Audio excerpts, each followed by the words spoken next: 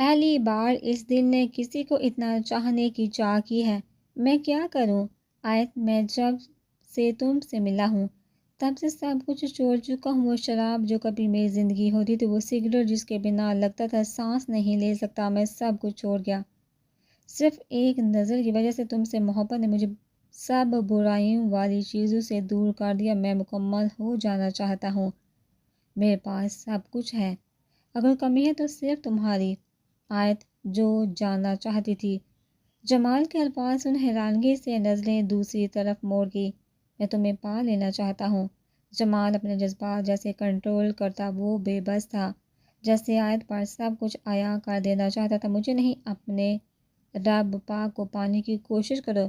اس پاک ذات سے دل لگاؤ جس نے تمہیں بنایا ہے۔ مجھے یہ بتاؤ، کیا تم نے کبھی اس رب کا شکر ادا کیا کہ اس نے تمہیں موقع دیا اپنے گناہوں کی توبہ کرنے کا؟ تم نے میرے لیے کچھ نہیں چھوڑا۔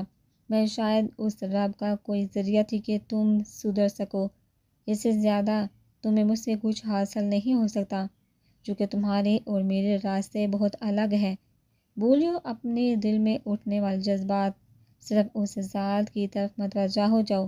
دیکھنا تمہیں کیسے تمہاری اصل منزل کی طرف سیدھے راستے پر لے جائے گا۔ میں جس کا نصیب لکھی تھی، میں اس کو مل چکی ہوں، وہی میرا سب کچھ ہے۔ مت میرے پیچھے بھاگو، اپنے آپ کو اپنے رب کے قریب کر لو، سب کچھ تمہیں خود بخود مل جائے گا۔ آیت جمال کو بہت آرام سے سمجھا گئی تھی، اور وہ حیران سا صرف اس کی باتوں کو جیسے سن کھونا شروع ہوا تھا۔ میرے بے چین دل کو ایک پل بھی سکون نہیں ہے، تم سمجھو۔ دیکھو، ایسے بھاگنے سے تمہیں کچھ بھی حاصل نہیں ہوگا۔ میری مانو تو اللہ سے دل لگاؤ، بے شک وہ دلوں کو سکون دینے والا ہے۔ اس سے پہلے جمال اپنی بات مکمل کرتا، آیت نے بہت آرام سے اس کو یہ نظر دے، گویا وہ آیت چاہتی تھی وہ اپنے راستے درست کر لے، چونکہ جس راستے پر وہ چلنا چاہتا تھا وہ راستہ اس کا بالکل بھی نہیں تھا۔ تم یہاں سے ہم جو فیصل کو خور کے ساتھ چور اوپر آیا تھا، برہان کو روم سے نکلتے دیکھ حیرت سے پوچھا، ہاں کیوں؟ برہان نے بتاتے ساتھ اشارے نے اچکایا، دریافت کیا نہیں، ابھی ہو نے نیچے بتا دیا تھا، تم شاید اپنے کام کے اس حصے سے باہر گئے ہوئے ہو۔ سہان برہان کے ساتھ قدم ملاتے بالکونی میں داخل ہوا تھا۔ ہاں، جانے والا تھا، لیکن پھر سوچا کوئی کام نہیں کروں گا کیونکہ ہوں لاہور جانے والی، تو آج کا دن اس کے ساتھ گزار لوں۔ برہان سگریٹ جلاتے لبوں میں دبا گیا، ٹھیک کیا ہے، لیجیے فیصل شاہ اور جمال شاہ ہے، ان سے مل لو۔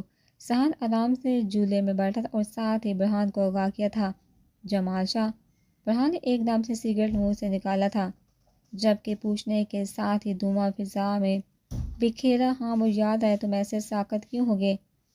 ہاں، وہ بھی آئے تھے، تم ایسے ساکت کیوں ہوگے؟ سہان کو برہان کا ایسے چونکنا حیران کن کر گیا تھا۔ برہان جس نے منہ پھیرا تھا، سامنے ہی بالکونی میں جمال کو آیت کے ساتھ کھڑے دیکھ مزید شاکڈ کر گیا۔ وہ ویسے ہی لمبے لمبے ڈگ بڑھتا گیا تھا۔ سہان جو بیٹھ چکا تھا حیران سا کھڑا ہوا، چونکہ اس کا اندازہ کچھ اچھا نہیں لگا تھا۔ سہان بھی نیچے کی طرف بڑھا۔ لاہور، علی حیا کہاں ہے؟ ایان جو یونی میں ساری جگہ پر حیا کو ڈھونڈ رہا تھا، اب کہ علی سے پوچھنا بہتر سمجھا۔ نعمان نے اس کو میسج کر کے بتایا کہ حیا میرپور سے واپس آ گئی، یہی کہیں ہوگی۔ علی نے ادھر ادھر سرسیسا دیکھتے آئیبرو اچکائی، کیا حال ہے سب بھائی لوگوں کا؟ آج ہم اپنی کتابوں کو ٹیبل پر پڑھے تھے، ساتھ ہی چیئر کو کھینتے بیٹھا، ہم سب تو اچھے سے ہیں الحمدللہ، تم بتاؤ آج یہاں کی یاد کیسے آ گئی؟ سب نے اس کو مسکراتے دیکھا تھا، جبکہ سمال نے ساتھ ہی پوچھا، بس آج تم لوگوں کی یاد آ ہی گئی، کیونکہ میں نے سوچا کہ چلو ایک بار تم سب کی شکلیں دیکھوں، کہیں میں بھول ہی نہ جاؤں۔ اعظم خوشی سے بتاتے، سمارٹ کو گھورنے پر مجبور کر کے، ویسے یہ زرد کا بچہ کہاں ہے؟ اب کہ اعظم نے اپنا سوال کہا، خدایا یہ میری گستاخ قانون نے کیا سن لیا؟ علی تم لوگوں نے بھی سنا ابھی؟ حسن جو پہلے خاموش سا بیٹھا دہی بلے کی پلیٹ سے انصاف کر رہا تھا، ایک دم بولتے وہاں بیٹھے پورے گروپ کو چونکا گیا، جبکہ اعظم کے بھی حیرانگی سے ماتھے پر 3 لائنیں ابھری۔ اعظم زر کے بچے کب اس نے قید میں بند ہوتے ہی شادی بھی رچا لی؟ حسن چہرے پر حیرانگی کے تاثرات جمائے سب کو بے فکر کر گیا، جبکہ ساتھ ہی کینٹین میں قہقہوں کی آواز گونج اٹھی۔ اعظم جو پریشان ہو گیا تھا کہ جانے کون سی بات ہو گئی، لیکن جیسے حسن کے بار بار سب کے قہقہ گونجے تو اعظم نے کھا جاننے والی نظریں سے گھورا۔ حیا نے اپنی مسکراہٹ کو کنٹرول کرتے اٹھا تھا تاکہ وہ حیا کو دیکھ سکے۔ یار زہر تو 4 دن سے بیچارہ قید میں بند ہے، پہلے ہمیں اجازت تھی اس کے گھر میں جانے کی، لیکن جو ہم نے کیا تھا علی، جو بہت آرام سے اعظم کو زہر کے بارے میں بتانا شروع ہوا تھا، ان الفاظ کو بولتے سب لڑکوں کی طرف دیکھا جن کے چہرے خود بخود ہی مسکرانے شروع ہوئے تھے۔ کیا کیا تم لوگوں نے؟ اعظم پوری طرح سنجیدہ ہوا، پھر علی نے اور سمار نے مسکراتے ساری بات اعظم کو بتائی، جس سے اس کا چہرہ بھی خود مسکرا اٹھا۔ بس پھر جو پہلے بیچارے کو فون یوز کرنے کی اجازت تھی وہ بھی چھین لی آپ کے سمار نے منہ بناتے گویا ہوا۔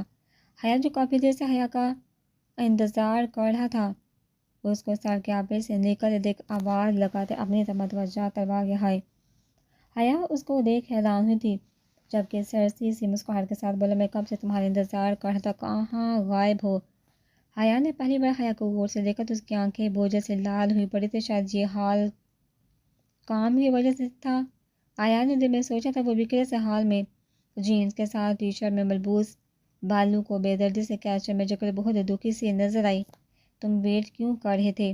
حیا اس کو خود کو اتنے غور سے دیکھتے دیکھ کنفیوز ہوئی تھی، جبکہ فوراً سے شاہ نے اچکائے پوچھا، تمہیں یاد ہے تم نے کہا تھا جب تم میرپور سے آؤ گی تب ہم کوئی آرام سے بیٹھ کر بات کر سکتے ہیں۔ حیا نے جانے کہاں کھونے والا تھا، نزدو کو واپس سے جھٹکتے موضوع بدلا۔ وہ ہاں سچ، تمہیں مجھ سے کوئی ضروری بات کرنی تھی۔ حیا جو واقعی بھول چکی تھی ایان کے یاد کروانے پر اپنے ماتھے پر سرسی سا ہاتھ لگاتے گویا سوری میں بھول گئی۔ حیا نے جلدی سے معذرت کی۔ کوئی بات نہیں، سمجھ سکتا ہوں تم کافی بزی تھی، چلو ابھی چلتے۔ ایان جو بہت آرام سے حیا کے ساتھ بات کرنا چاہتا تھا اب کی بولتے اس کو ساتھ چلنے کا کہا۔ ابھی تو میں فری نہیں، مجھے اپنے آفس جانا ہے، انشاءاللہ کل کو کچھ ٹائم فری ہوں، پھر ہم لوگ آرام سے بات کریں گے۔ حیا نے آج پھر ٹالتے ٹائم مانگا۔ ایان نے سرسی سے اس کا چہرہ دیکھا۔ ایان اس سے پہلے ایان حیا کو کچھ کہتا، آبش کی آواز پر دونوں ہی پلٹے۔ حیا چونکہ تھی آبش کو دیکھ کر تم یہاں، ایان بھی حیران ہوا تھا، جبکہ بنا دیر کیے پوچھا، میں تمہیں مس کر رہی تھی، بس اس لیے ملنے چلیے، ویسے بھی تم میرا فون پک کیوں نہیں کر رہے تھے؟ آبش حیا کو نظر دیکھا اب کہ ایان کے بازو میں ہاتھ ڈالتے قریب ہوئی۔ حیا نے نظریں ادھر ادھر پھیرتی، جبکہ بنا دیر کی ان کو ویسے ہی چوڑ آگے بڑھی۔ حیا ایان نے آواز لگایا تھا جس کو انسنا کیا گیا تھا، کیا ہوا ایان؟ آبش نے ایان کا چہرہ اپنی طرف موڑا تھا، جبکہ حیا نے اب کے آبش کے ہاتھ کو خود سے دور کیا۔ آبش یہ میری جونی ہے، یہاں کے کچھ اصول ہے، ویسے بھی تمہیں ایسے مجھے ہاتھ لگانے کی ضرورت نہیں، اور ایک بات، اس سے پہلے آبش کچھ بولتی ایان نے انگلی اٹھاتے اس کو خاموش رہنے کا کہا، اگر میں فون نہیں اٹھا رہا تھا تو اس کا مطلب میں بزی ہوں، آئندہ اس بات کا دھیان رکھنا۔ ایان اب کے اپنے کندھے پر بیگ ڈالتے آگے بڑھا تھا۔ ایسا کیوں لگ رہا ہے آبش وہ لڑکی نہیں جس سے میں فون پر بات کرتا تھا؟ ایان جو اپنے آپ سے الجھا پڑا تھا آبش کی اس حرکت سے مزید شک میں بڑھا، وہ پوری طرح الجھا پڑا تھا، یہی بات تھی وہ جو حیا سے شیئر کرنا چاہتا تھا۔ مجھے عالیہ سے مدد لینی چاہیے۔ ایان کو جانے سے آیت کی دوست عالیہ یاد آئی تھی، جس نے پہلے بھی فون والی لڑکی کے بارے میں اس کو انفارمیشن دی تھی۔ ایان نے جلدی سے آیت کو کال ملائی تھی تاکہ اس کا نیو نمبر حاصل کیا جا سکے۔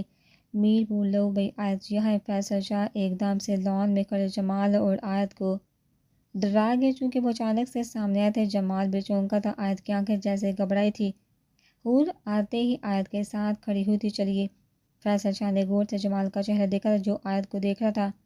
چلیے، جمال نے جلدی سے گلاسز لگائے تھے اور لمبے لمبے ڈاک بڑھتے گاڑی میں سوار ہوا۔ یہ یہاں کیا لینے آئے تھے؟ آیت ان کی گاڑی جاتی دیکھ حور سے پوچھ گئی۔ کچھ سامان لینے آئے تھے، حور نے گارڈ کو گیٹ بند کرتے دیکھ گویا ہوا، جبکہ ساتھ ہی قدم گھر کی طرف بڑھائے۔ آیت ویسے ہی کھڑی پھولو کو دیکھنا شروع ہوئی۔ برہان جو پہلے آیا تو بہت غصے میں تھا، مگر اس کو اکیلے کھڑے دیکھ غصہ دبا گیا۔ آیت جس کو کسی کی نظر محسوس ہوئی تھی فوراً سے پھول ہاتھ میں پکڑے پلٹی۔ تم کب آئے؟ آیت برہان کو اپنے پیچھے خاموش کھڑے دیکھ چونکے انداز میں پوچھ کے بھی بس آیا تھا۔ پھول بہت پسند ہے۔ برہان 2 قدم لیتے اس کے مقابل آیا تھا۔ ہاں بہت، وہ ویسے ہی بولی تھی، مت توڑو، یہ بھی مکمل پھول نہیں بنا۔ اس سے پہلے برہان کیاری سے پھول توڑتا، آیت نے جلدی سے اس کا ہاتھ پکڑا تھا۔ برہان جو جھکا تھا اس کے ایسے ہاتھ پکڑنے پر سیدھے ہوتے کھڑا ہوا، جبکہ اس کے انداز کو دیکھ وہ حیران ہوا۔ ان پھولوں کو توڑنا نہیں چاہیے کیونکہ پھول تو بنائے ہی توڑنے کے لیے جاتے ہیں۔ برہان نے ویسے کڑے سوالیہ انداز اپنایا، کس نے کہا پھول توڑنے کے لیے بنائے جاتے ہیں؟ اب یہ آیت نے برہان کا ہاتھ چھوڑا تھا جبکہ ساتھ ہی بمیں اچکائے دریافت کیا۔ کسی کو بتانے کی کیا ضرورت ہے، اس سے پتہ ہے۔ برہان الجا ہوا گویا ہوا پھول بھی تو نازک سے ہم انسانوں کی طرح ہوتے ہیں، خود سوچو وہ خوشبو لینے کے لیے سانسوں کو مہکانے کا کام کرتے ہیں، اگر ہم ان کو توڑیں گے تو انہیں بھی تکلیف ہوگی۔ ہاں تو اس لیے تو پھولوں کو توڑا جاتا ہے کہ ان کی خوشبو لی جا سکے۔ پھولوں کو توڑنے سے تکلیف کیسے محسوس ہوتی ہے؟ برہان نے بہت آرام سے اپنا سوال آیت کے سامنے رکھا۔ ایک بات بتاؤ، اگر کبھی تمہارے جسم کے کسی ایک حصے میں تکلیف ہو تو کیا درد پورے جسم میں محسوس ہوتا ہے یا نہیں؟ آیت برہان کے سوال کو سن اب کہ اس کو مثال دینے کے لیے بہت سنجیدگی سے اپنا سوال پوچھ گئی۔ ظاہر ہے اگر مجھے کسی ایک حصے میں درد ہوگا تو پورے جسم میں اس کی لہر دوڑے گی۔